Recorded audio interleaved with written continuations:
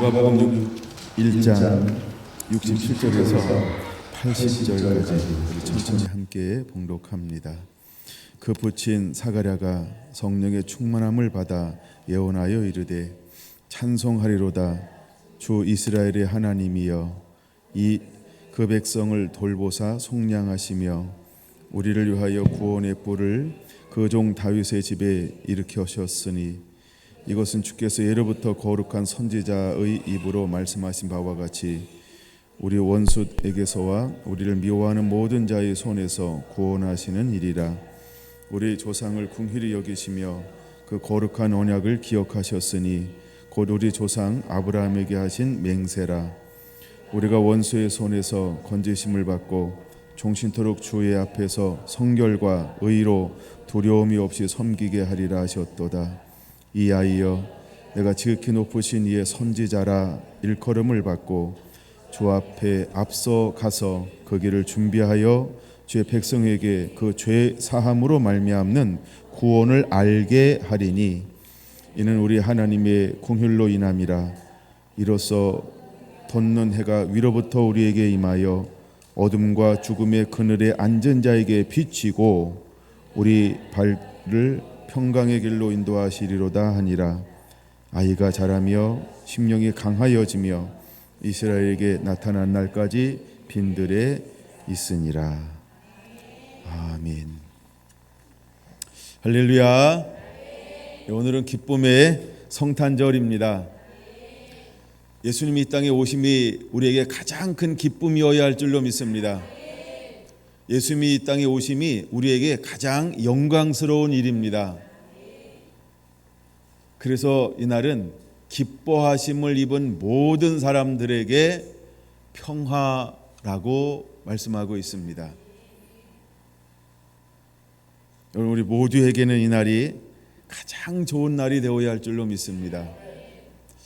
그 다음에 믿음의 사람들에게 두 번째로 좋은 날은 부활절입니다. 이제 죽음을 이기고 생명으로 살아나신 그날, 또 우리에게 또 하나의 기쁨이 기다리고 있는데 그것은 바로 재림입니다. 주님이 우리에게 신랑으로 오실 것입니다. 할렐루야. 오늘은 누가복음 1장을 통해서 본으로 삼을 자들 선지자 31번째 시간, 이제 우리 선지자 시리즈로 오늘 마무리를 하려고 합니다. 그래서 오늘은 세례 요한에 관한 부분을 함께 나누면서 은혜를 나누고자 합니다. 세례 요한은 하나님은 은혜로우시다. 원래 요한이라는 이름의 뜻이 그런 이름을 가지고 있습니다. 은혜로우신 하나님. 세례 요한이 이 땅에 오기 위해서 하나님이 택하신 사람들이 있습니다. 이제 가장 침묵의 시간, 어둠의 시간, 그것을 깨고 한 줄기의 빛을 가지고 이 땅에 태어나기 위해서 하나님이 예비하신 사람들이 있습니다. 이것을 저는 이렇게 표현하고 싶습니다. 그릇이라고 말입니다. 하나님은 매 시대마다 하나님이 담아낼 만한 그릇을 원합니다. 그릇은 어떤 의미를 가지고 있냐 하면 몸이라는 의미를 가지고 있습니다. 그래서 우리가 몸이 어떤 몸이 되어야 할까? 두 번째, 그릇이라고 하는 것은 마음, 이런 의미가 있습니다. 그래서 우리가 어떤 마음이어야 할까? 하나님은 우리의 몸과 마음을 하나님이 원하시는 대로 거룩하게, 때로는 정결하게, 때로는 성결하게 유지하고 보호하고 살아가게 되기를 원하고 있습니다. 오늘 저는 세례 요한의 아버지 사가랴를 통하여 하나님이 예언하게 하시는 그 말씀 가운데 75절 다시 한번 보기를 원합니다. 75절은 이렇게 예언하고 있습니다. 종신토록 주의 앞에서 성결과 의로 두려움이 없이 섬기게 하리라 하셨도다. 할렐루야. 이제 우리가 예수님을 만났습니다. 저가 자기 백성을 저희 집에서 구원할 자, 우리가 예수님을 우리 안에 모셨습니다. 이제 예수님을 우리 안에 모신 그 사람들은 어떤 삶을 살아가야 할까? 종신토록 성결과 의로 두려움이 없이 살아가는 자가 되어야 할 줄로 믿습니다. 바로 이 부르심을 갖고 이 땅 가운데 한 인생의 출발을 했던 사람이 요한이었습니다. 그는 어릴 때부터 80절 말씀하고 있는 것처럼 빈들에서 자라나게 되어집니다. 빈들에서 자라났던 그 3장은 이 부분에 대해서 이렇게 말합니다. 3장 2절 안나스와 가야바가 대제사장으로 있을 때에 하나님의 말씀이 빈들에서 사가랴의 아들 요한에게 임한지라 라고 말입니다. 빈들에 있는 한 사람, 그 속에 머물게 하셨고 그 속에서 자라나고 있는 그에게 때가 되매 하나님의 말씀이 또 그에게 임하여 이제 세상으로 나아가라 라고 부르셨던 것처럼 한 사람 주의 오실 길을 예비했던 요한의 삶은 성결과 의의 삶이었다라고 말할 수 있습니다. 이제 하나님은 오늘 다시 오실 주님을 맞이하기 위해서 살아가는 저와 여러분에게 어떤 삶을 요구하고 있을까? 여러분, 이것은 그렇게 어려운 것이 아닙니다. 내 능과 내 힘으로 내가 하려고 하면 굉장히 어려운 것이 성결한 삶이고 의로운 삶입니다. 그러나 나는 아무것도 아닙니다. 주님을 바라보며 주님을 의지할 때 가장 쉽게 살아갈 수 있는 삶이 무엇이냐 하면 성결한 삶이고 의로운 삶이라고 하는 것입니다. 지난번 말씀을 나눌 때 죽으면 죽으리라 에스더의 고백을 통하여서 말씀을 나눈 적이 있습니다.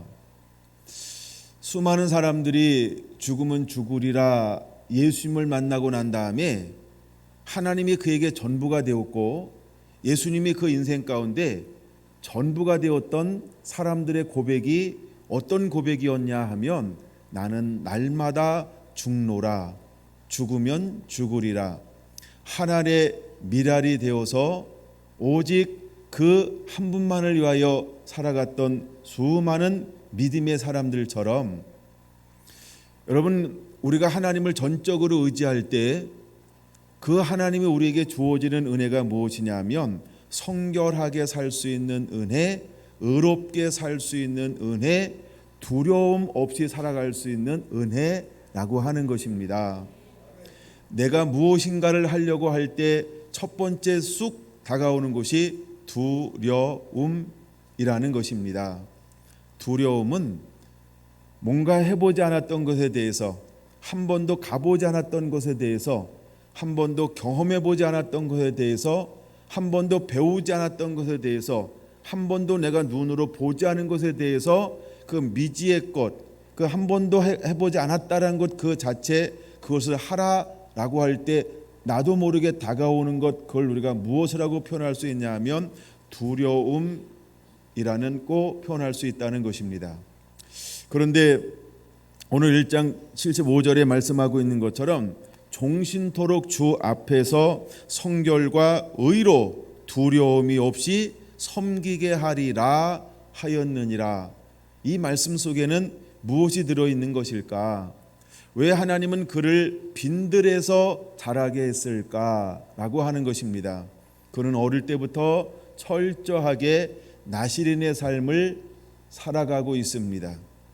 그는 어릴 때부터 철저하게 하나님에 의해서 양육받고 자라나게 자라나는 삶을 살아가게 되어집니다. 그래서 80절 이렇게 말합니다.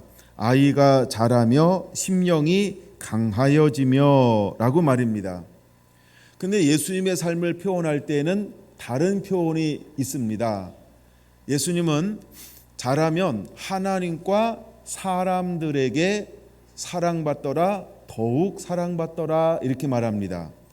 그런데 세례 요한의 표현은 빠진 것이 있습니다. 있는 것이 있습니다.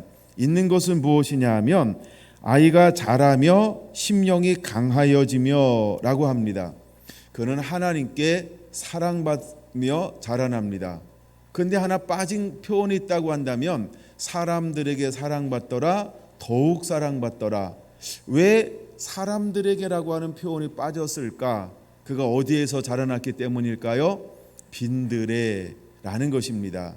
즉 세상의 문화와 정치와 환경과 교육과 철학과 어떤 세상의 간섭에 영향을 받으며 자라난 사람이 아니고 빈들에서 하나님이 그를 뭐 하셨다? 양육하셨다라고 하는 것을 볼 수 있습니다.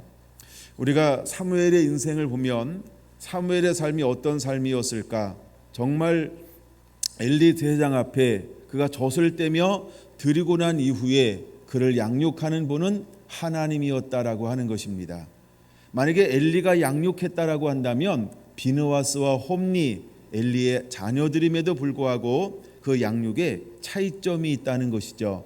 두 아들은 불량자, 즉 하나님을 모르는 사람이 되었고, 그러나 사무엘은 하나님 앞에서 하나님을 알며 하나님을 경외하며 그 다음에 하나님의 음성을 들으며 때가 되니까 그에게 계시가 임하여서 선지자가 있는 것을 알 정도로 하나님의 영과 말씀의 영이 그에게 임한 것을 볼 수 있습니다.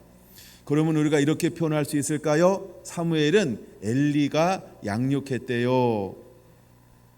그렇죠. 엘리에게 맡겨졌지만 그를 배후에서 양육하신 분은 하나님이 그를 양육하셨다라는 것입니다. 이제 한 사람이 빈들에서 자라날 때 그를 양육하신 분은 누구였냐 하면 바로 하나님이 그를 양육하셨다라고 하는 것입니다. 그가 태어날 때 부모에게 예언의 말씀이 이미 선포되어지고 있습니다. 누가복음 1장 15절부터 17절 보면 이렇게 예언하고 있죠. 이는 그가 주 앞에 큰 자가 되며 라고 하는 전제가 있다는 것입니다. 그는 예수님 앞에 큰 자가 될 것이다. 그래서 세례 요한을 일컬을 때 이런 표현이 있죠. 여자가 낳은 자 중에 이보다 더 큰 자가 없느니라 라고 말입니다.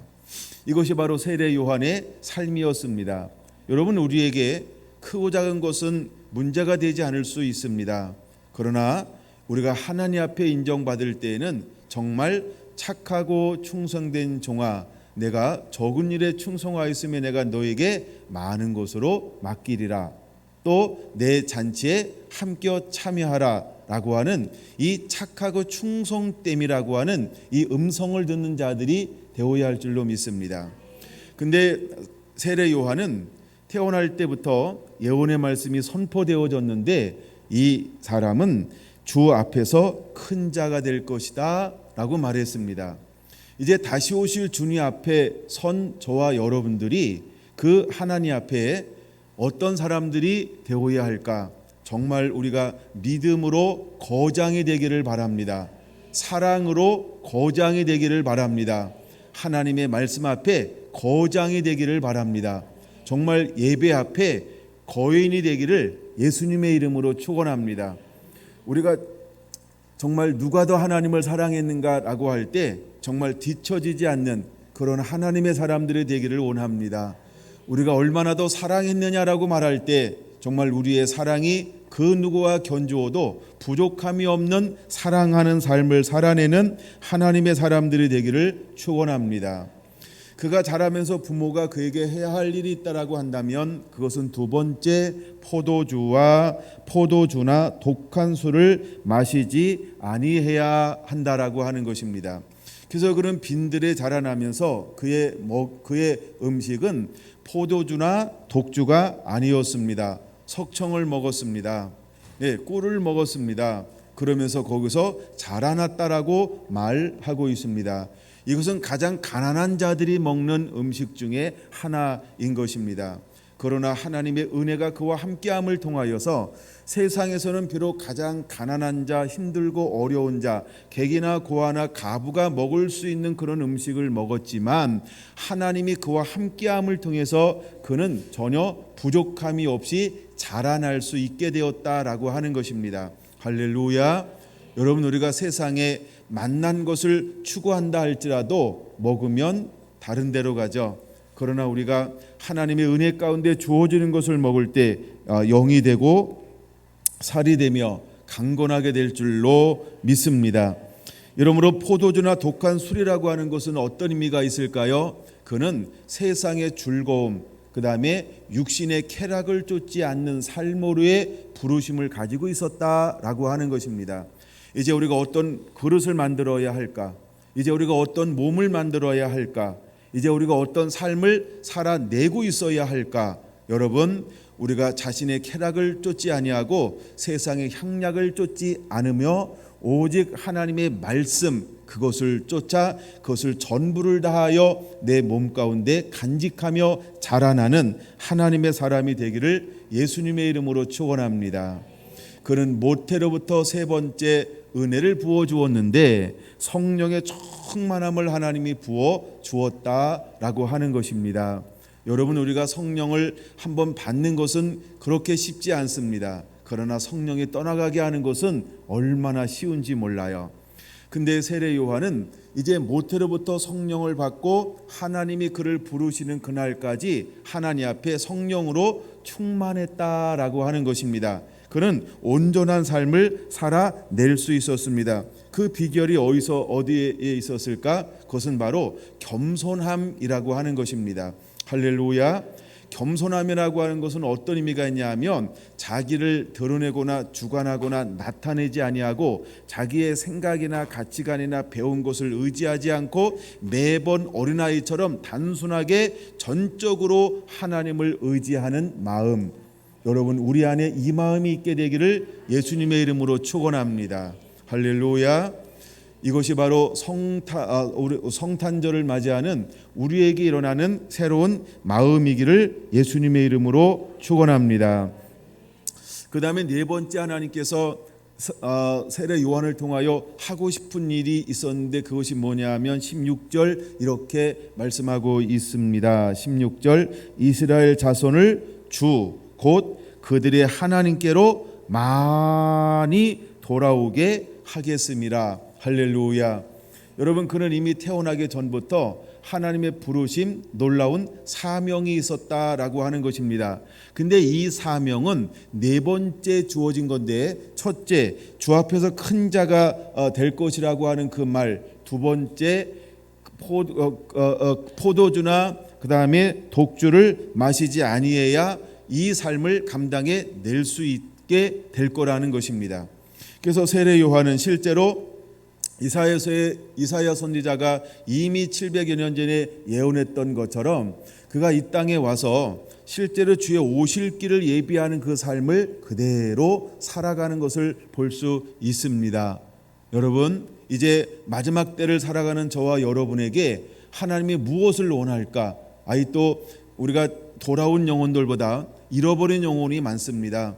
예수 안에 있는 심령보다 예수님 밖에 있어서 돌아와야 될 영혼들이 얼마나 많은지 모릅니다. 이제 우리에게 주어진 사명이 무엇일까?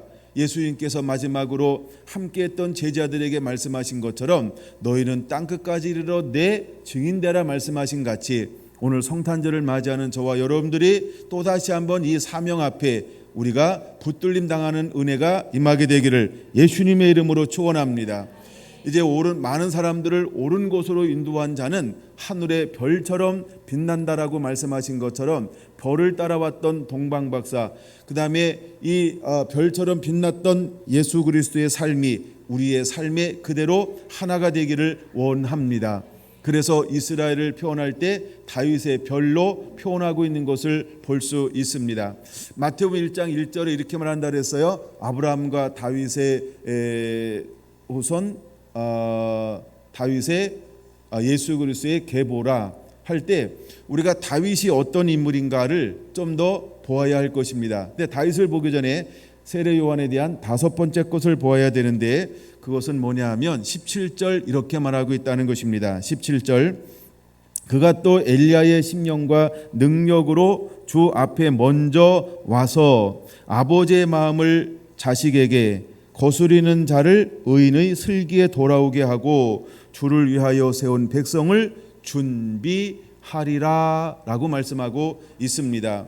이제 이 시대를 살아가는 저와 여러분들에게 정말 가장 강력한 사명이 있다고 한다면 그것은 아멘 주 예수여 오시옵소서 신랑으로 오실 예수님 그 앞에 수많은 영혼들을 준비하는 세례 요한 같은 이 사역이 일어나야 할 줄로 믿습니다. 이걸 감당해내야 할 줄로 믿습니다. 이것이 오늘 우리에게 다가오는 성탄이어야 할 줄로 믿습니다. 그럼 여러분 우리 안에 어떤 마음이 일어나야 할까요? 엘리야의 심령과 능력이 주어져야 합니다. 그래서 엘리야의 심령과 능력을 하나님은 준비된 심령 가운데 부어주게 될 것입니다. 그러므로 여러분들이 이 심령을 가지고 함께 일어나 다시 오실 주의 길을 예비하여 많은 사람들을 옳은 곳으로 돌아오게 하는 이 사역을 감당해내게 되기를 예수님의 이름으로 축원을 드립니다. 마태복음 1장 1절은 이렇게 말합니다. 아브라함과 다윗의 자손 예수 그리스도의 계보라라고 말입니다. 제가 주일날은 아브라함에 대해서 좀 살펴보았습니다. 그다음에 다윗에 대해서 한 부분을 살펴볼 겁니다. 하나님은 왜 다윗의 자손으로 예수님은 왜 다윗의 자손으로 오셔야 했을까라고 하는 것입니다. 한 부분을 묵상해 볼 것인데 시편 78편을 보겠습니다. 시편 78편입니다. 하나님이 다윗을 어디에서 부를까? 70절에서 72절 또 그의 종 다윗을 택하시되 양의 우리에서 취하시며 전양을 지키는 중에서 그들을 이끌어내사 그의 백성인 야곱 그의 소유인 이스라엘을 가르치게 하셨더니 이에 그가 그들을 자기 마음의 완전함으로 기르고 그의 손에 능숙함으로 그들을 지도하였도다. 할렐루야. 다윗은 양의 무리와 함께하고 있었다라고 하는 사실입니다. 여러분 예수님이 이 땅에 오셨을 때 그를 경배하러 간 무리들은 그리 많지 않습니다. 누가 경배하러 갔을까요? 첫째 우리가 많이 아는 동방박사들이 경배하러 갔습니다. 그 다음에 또 누가 경배하러 갔을까요? 누가복음에 보면 목자들이 근데 목자들이 무엇을 하고 있었을까요? 양 틈에 자고 있는 목자들 이렇게 표현하고 있습니다. 그건 그 당시 밤을 새면서 불침번을 서는 목자 또 그 당시에 목자라고 하는 의미는 어떤 의미가 있냐면 가장 낮은 자 이런 의미가 있습니다. 근데 그들이 지금 어디에서 잠을 자고 있어요? 양들과 함께 잠을 자고 있다라고 하는 겁니다. 그럼 여러분 우리의 마음이 정말 우리의 삶이 어느 곳에 머무르는 자가 되어야 할까요? 그렇죠. 양과 함께 머무르는 자, 그와 함께 호흡하는 자. 할렐루야. 우리의 마음이 그곳에 있게 되기를 원합니다. 근데 다윗도 양을 치는데 다윗의 인생을 보면 어떤 인생을 살아가게 될까? 우리가 사무엘상 16장으로 좀 보겠습니다. 사무엘상 16장 사무엘상 16장을 보겠습니다. 1절 같이 볼까요? 여호와께서 사무엘에게 이르시되 내가 이미 사울을 버려 이스라엘 왕이 되지 못하게 하셨거늘 내가 그를 위하여 언제까지 슬퍼하겠느냐? 너는 뿔에 기름을 채워 가지고 가라. 내가 너를 베들레헴 사람 이새에게로 보내리니 이는 내가 그의 아들 중에서 한 왕을 보았느니라 하시는지라. 할렐루야. 하나님이여 이새의 8 아들 중에서 한 왕을 보았다라고 말하고 있습니다. 그 이미 근데 사무엘은 그를 알아요 몰라요? 모릅니다. 근데 누가 보았다라고 말하고 있는 것입니까? 하나님이 보았다라고 말하고 있습니다. 중요한 겁니다. 그러면 우리가 일상적인 삶에서 어떤 삶을 살아내고 있어야 할까요? 성결하고 의로우며 두려움이 없는 삶. 이게 누구의 삶이었다고요? 세례 요한의 삶이었어요. 그러면 다윗은 어떤 삶을 살고 있었을까요?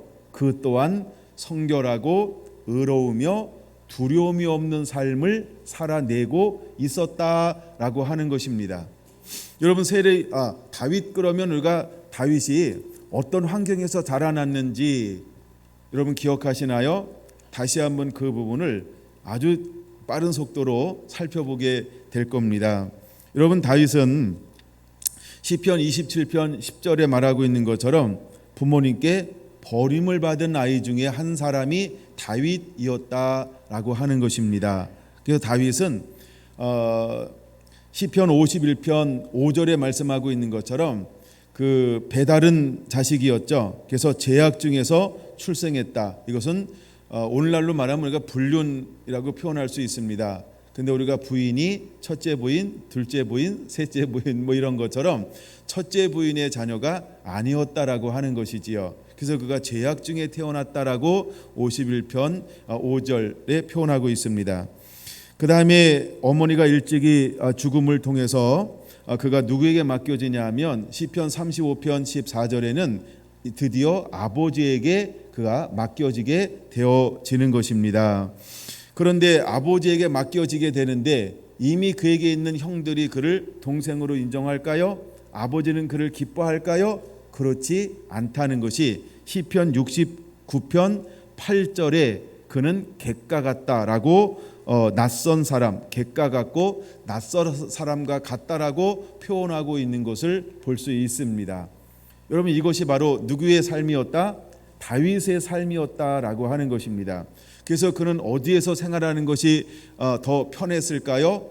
양의 우리에서 양을 치며 양의 틈에서 잠자는 것이 더 마음에 편안함이 있었다라고 하는 것입니다. 왜 그럴까요? 아버지를 아버지라 온전히 부를 수 있고 형들을 형이라고 온전히 부를 수 없는 그 환경이 있었기 때문에 다윗은 어릴 때부터 양을 치며 양과 함께 양틈에서 잠을 자는 것이 훨씬 마음에 평안함이 있었다라고 하는 것입니다. 근데 놀라운 것은 성경은 무엇에 대한 기록이 없냐 하면 다윗이 아버지를 원망했다, 형들을 원망했다라고 하는 표현이 없다는 것이지요. 여러분, 성경이 어떻게 기록되어진지를 알아야 돼요. 성경은 장점과 단점을 몽땅 기록하는 책인 것입니다. 근데 다윗에 대해서 그럼에도 불구하고 무엇이 소개가 되어지지 않냐 하면 아버지에 대한 원망, 형들에 대한 원망, 불평, 시기, 질투, 이것이 기록되어져 있지 않다는 겁니다. 그럼 이것은 우리가 무엇을 미루어 볼 수 있는 것이냐 하면 다윗의 성품 말입니다. 그래서 다윗은 그 환경 가운데서도 그 홀로 양을 치면서 가장 많은 시편을 그가 기록할 수 있었던 이유가 어디에 있었을까? 그는요, 하나님을 노래하는 법을 배웠습니다. 그는 하나님과 교제하는 법을 배웠습니다. 그는 하나님을 바라보는 법을 배웠습니다. 어디에서 배웠을까요? 그 외로운 삶 속에서, 그 홀로 있는 삶 속에서, 그는 양을 지키는 삶 속에서, 그는 전양을 지키는 그 삶 속에서 무엇을 배웠을까? 하나님과 교제하는 법을 배웠다라고 하는 것입니다. 여러분, 우리의 환경 가운데 이런 것이 있을까요? 외로움과 쓸쓸함과 적막함. 여러분, 세례 요한을 하나님은 어디로 보냈다고요? 빈들로 보냈습니다. 하나님은 다윗을 어디서 자라나게 했다고요? 빈들에서 양을 치며 자라나게 했다라고 하는 것입니다. 하나님이 아브라함을 어디로 보냈다고요? 갈 바를 알지 못하는 그 땅으로 하나님이 그를 보냈다라고 하는 것입니다. 여러분, 하나님은 우리를 들어쓰기 위해서, 하나님은 우리가 그릇을 만들기 위해서 우리의 환경을 그런 환경으로 만들어 우리에게 살아가라, 걸어가라 요구하실지도 모릅니다. 그럴 때 여러분 어떻게 하시겠습니까? 사도 바울의 고백처럼 이제 뒤에 있는 거 다 잊어버리고 표대를 향하여, 부르심을 향하여 또다시 달려갈 줄 아는 우리의 삶이 되기를 예수님의 이름으로 축원을 드립니다. 할렐루야. 바로 이것이 다윗의 삶이었다라고 하는 것입니다. 그래서 다윗의 후손으로 오셨다. 그 다음에 두 번째, 다윗은 어떤 사람이었을까라면 어릴 때 그가 품었던 마음이 어떤 마음이냐면 그 마음 속에 하나님은 무엇을 봤냐면 충성됨을 보셨다라고 하는 것입니다. 여러분, 이와 같이 우리들도 충성됨으로 하나님을 섬겨내기를 예수님의 이름으로 축원합니다. 사무엘상을 보고 있으니까 17장 한번 보겠습니다. 사무엘상 17장은 드디어 다윗이 전면으로 드러나는 장면이 기록되어져 있습니다. 골리앗이 하나님을 향하여서 말하는 그 소리를 듣고 그 마음속에 거룩한 분노가 일어났다라고 하는 것을 우리는 깨달아야 합니다. 그 거룩한 분노를 가졌던 사람들이 그 왕 앞에 나갈 때 그의 형제들은 오히려 걸림이 되었습니다. 그래서 17장 28절에 그 형들은 다윗을 향하여 노를 바라면서 교만하다고 이야기하고 완고하다라고 표현하고 있습니다. 그러나 다윗은 그런 마음이 절대 아니었던 것을 우리가 이미 알고 있습니다. 여러분, 때때로 우리가 하나님이 기뻐하는 길을 걸어갈 때 세상은 우리를 그들이 보는 시각으로 잘못된 평판과 판단으로 우리를 정죄할 수 있습니다. 그러나 다윗은 그 길에 하나도 귀 기울이지 아니하고 자기가 가야 할 그 길을 향하여서 담대하게 나아가는 것을 볼 수 있습니다.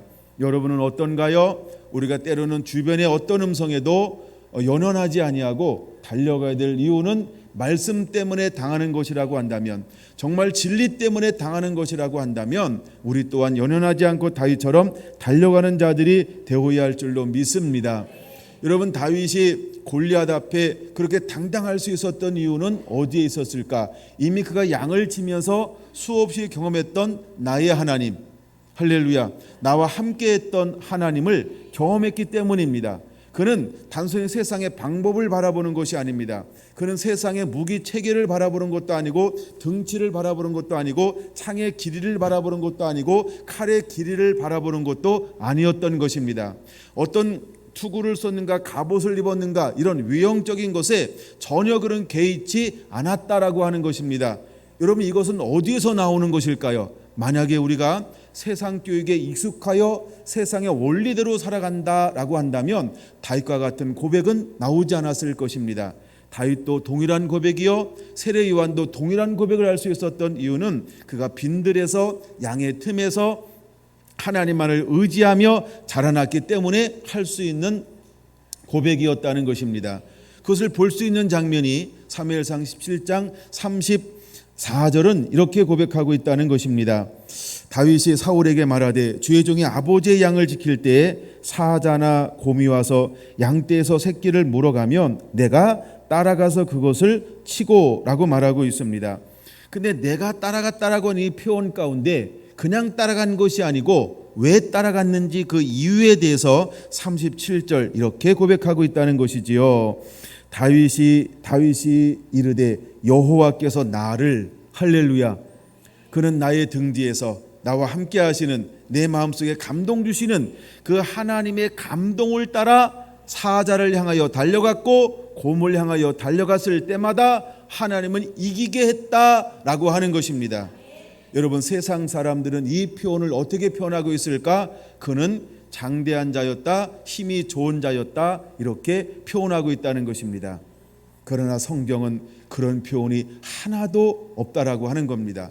그래서 수많은 지혜롭다고 하는 사람들은 마치 이것을 세상의 힘으로, 인문학적으로 또한 인본주의로 꾸미려고 하지만, 그러나 하나님은 한 번도 이것을 다윗의 중심으로 꾸며본 적이 없다는 것입니다.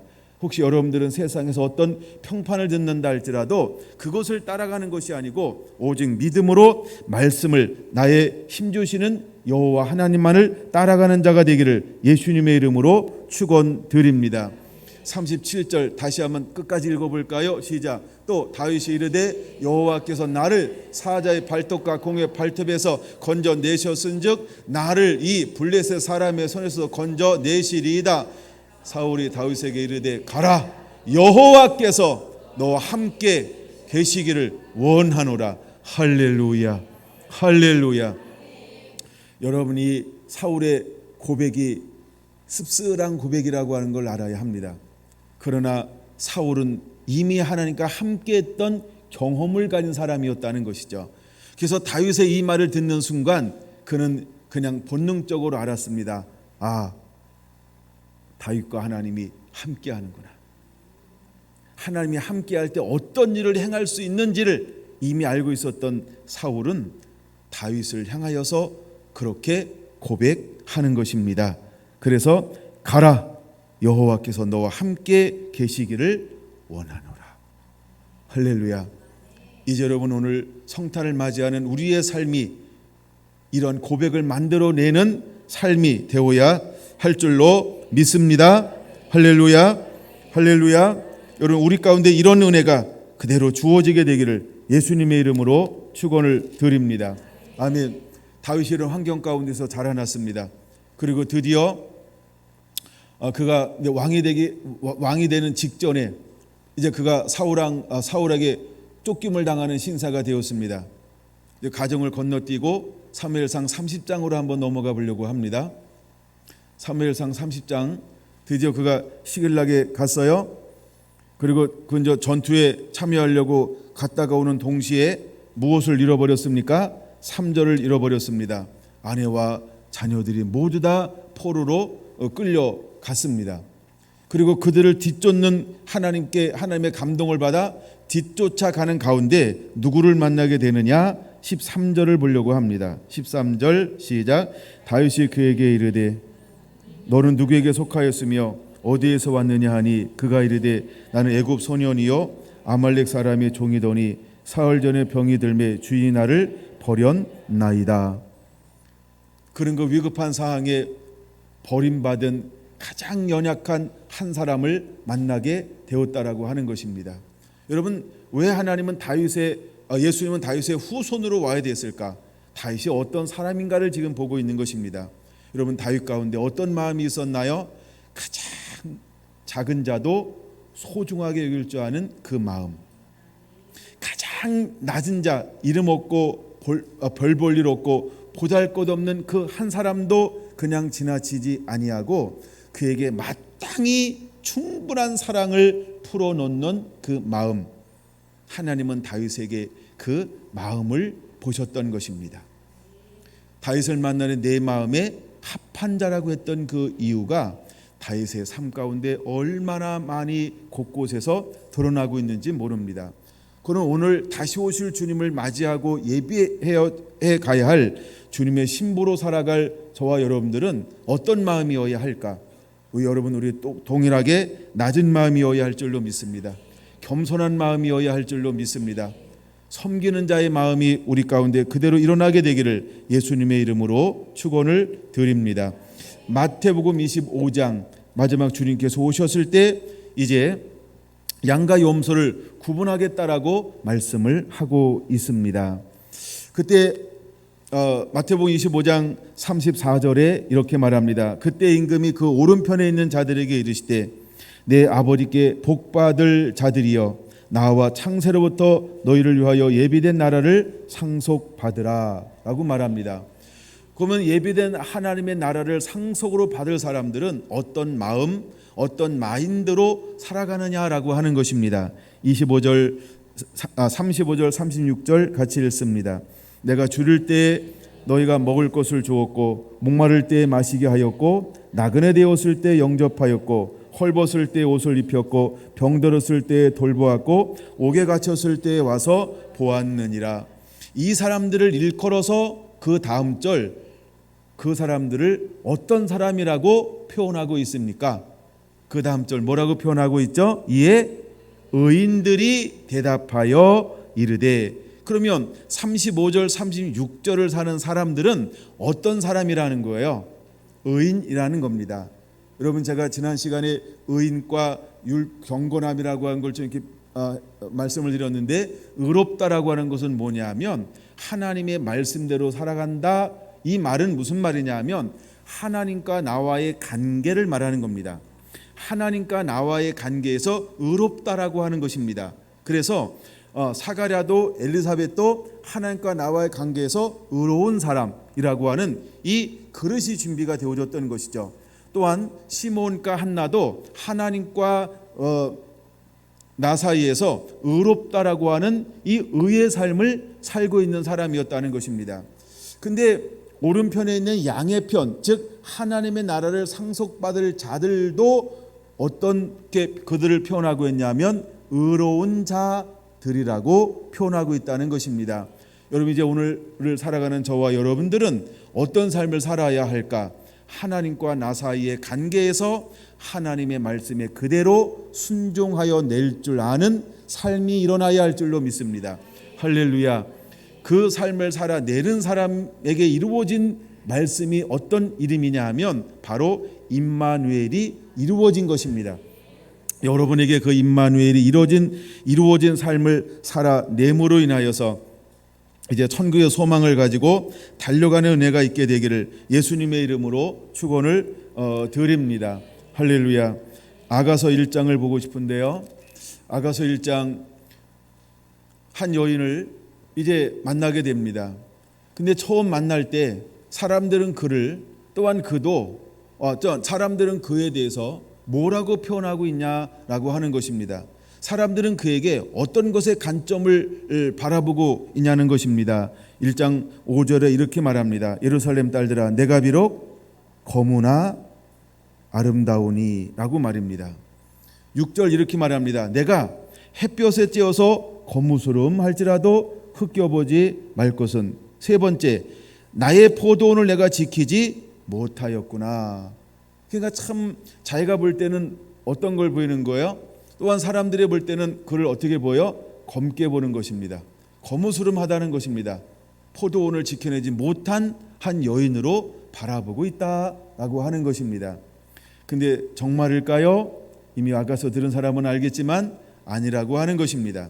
여러분, 그를 만났던 그 신랑은 7절 그를 보자마자, 검은 그 여인을 보자마자, 자기 밭을 지켜내지 못한 그 여인을 보자마자 처음으로 느꼈던 감정이 어떤 감정을 느끼게 되나요?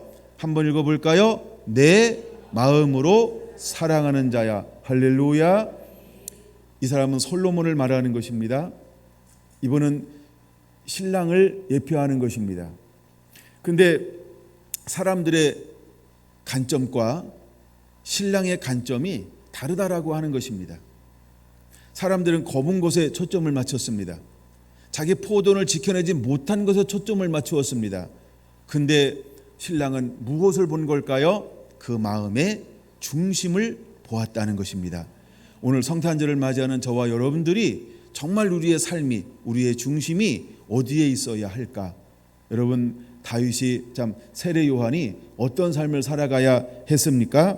의와 성결한 삶을 두려움 없이 살아갔던 것처럼 이제 저와 여러분들이 그렇게 성결하게, 의롭게, 두려움이 없이 살아가게 되기를 예수님의 이름으로 축원을 드립니다. 이 여인을 봤을 때 왜 마음으로 사랑하는 자야라고 한눈에 반해버렸을까? 그러면 그 신랑은 그 여인의 무엇을 본 겁니까?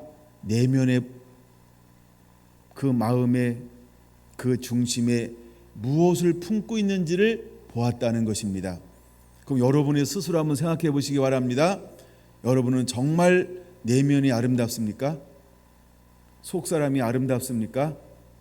여러분 생각이 아름답습니까? 여러분 외모만 선 하나 더 긋는 것이 아니고 내면도 가꿀 줄 아는 하나님의 사람들이 되기를 예수님의 이름으로 축원을 드립니다. 할렐루야. 이것이 바로 주님이 기다리는 신부라고 하는 것입니다. 예, 아가서를 더 보고 싶지만 요 정도 보고 이제 아가서는 넘어가야 될 것 같아요. 그 다음에 하나 더 보고 싶은 것이 있어요. 요한계시록 7장 10장 보겠습니다. 요한계시록 10장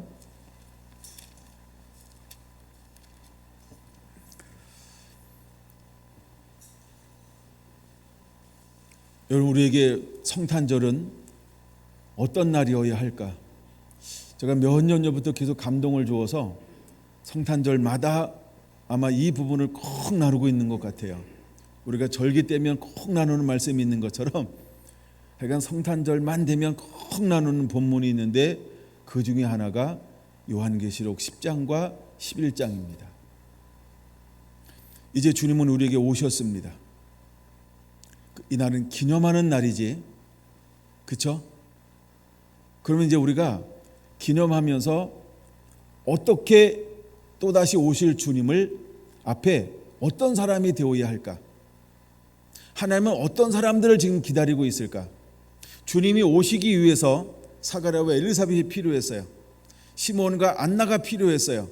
그럼 이 땅에 다시 주님이 오시기 위해서 어떤 사람들을 요구하고 있을까요? 이제 주님이 재림하기 위해서 어떤 사람들을 요구하고 있을까요? 여러분, 요한계시록 10장의 사람을 요구하고 있다는 것입니다. 그러면 이 말씀을 갖다가 먹을 사람은 어떤 사람일까요? 여러분, 그는 세상에 물들지 않은 사람입니다. 세상의 풍조를 쫓지 않는 사람입니다. 그 사람의 온통 관심은 빈들에서 하나님만 의지하고 신뢰하는 사람이어야 할 줄로 믿습니다. 누구처럼? 아브라함처럼, 누구처럼? 다윗처럼, 누구처럼? 세례 요한처럼. 그러므로 이제 우리의 삶의 영원한 삶의 목적, 방향이 있다라고 한다면 저는 예수님을 닮는 것을 목적으로 가지고 있습니다. 여러분, 제 인생의 좌우명이 뭐냐고 물으면 저는 예수님을 닮는 것입니다. 다 다를 수 있지만 저는 예수님을 닮는 것이 제 목표입니다. 그것이 제 삶의 방향인 것입니다. 여러분, 마지막 우리가 가야 할 길이 어디에 있을까? 제가 이 10장을 묵상하면서 과연 이 10장의 말씀을, 이 계시를 계속 그 천사가 가지고 있는 두루마기를 갖다 먹을 수 있는 사람은 어떤 사람일까? 그는 예수님을 닮은 사람이어야 합니다. 그는 의의 삶을 살고 있는 사람이어야 합니다. 그는 거룩한 삶을 살고 있어야 한다는 것입니다. 그 안에 두려움이 없다는 것입니다. 여러분, 두려움이 없다는 게 무엇인지 이해가 되셨나요? 내가 없다는 겁니다.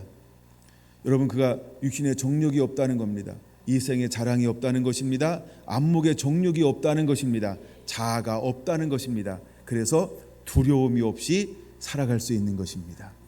오직 하나님만 의지하는 사람, 99%가 아니고 100% 하나님만 의지한 사람. 할렐루야. 여러분, 우리 안에 그 은혜가 임하게 되기를 예수님의 이름으로 축원을 드립니다. 그래서 그 말씀을 갖다 먹으며 11절 이렇게 말합니다. 다시 예언하여야 하리라. 이제 오늘 살아가는 저와 여러분들은 이 오신 예수 그리스도, 이제 이분을 충분히 닮아 다시 오실 예수 그리스도, 그 오실 수 있도록 다시 아버지의 말씀을, 복음을 가지고 나가 그대로 선포해내는 하나님의 사람이 되어야 할 줄로 믿습니다. 근데 마지막 주 오심을 예비하고 길을 열어갈 두 증인은 어떤 삶을 살아가고 있나요? 11절에 말씀하고 있는 것처럼 하나님의 성전과 제단과 그 안에서 경배하며 살아가고 있다라고 하는 것입니다. 그는 예배자라고 하는 것입니다. 그는 하나님만 예배한다는 것입니다. 그는 하나님만 바라본다라고 하는 것입니다. 그는 정말 이렇게 표현할까요? 예수가 전부가 된 사람, 예수님이 전부이기를 원하는 사람, 그래서 그 삶을 살아내고 있다라고 하는 겁니다. 그에게는요, 말할 수 없는 권세와 능력을 부어주고 있는 것을 볼 수 있습니다. 하나님이 아브라함을 뭐라고 부르시냐면 나의 벗이라고 칭하고 있는 것처럼, 여러분, 하나님이 다윗을 나의 벗이라고 칭하고 있는 것처럼, 하나님께서 세례 요한을 가장 큰 자다라고 칭하고 있는 것처럼, 이제 다시 오실 주의 길을 맞이하여 그 길을 열어가는 사람들에게 하나님이 또다시 무엇을 부어줄까? 이 사람들의 공통점이 있다라고 하는데 그것은 뭐냐 하면 큰 권능을 주었다라고 하는 것입니다. 그런데 마지막에 두 증인에게도 무엇을 줄 것이라고 말씀하고 있습니까? 11장 3절, 내가 나의 두 증인에게 권세를 주리니. 할렐루야. 큰 권세를 주겠다라고 말씀하고 있습니다. 여러분, 이 권세를 누구에게 줄까요?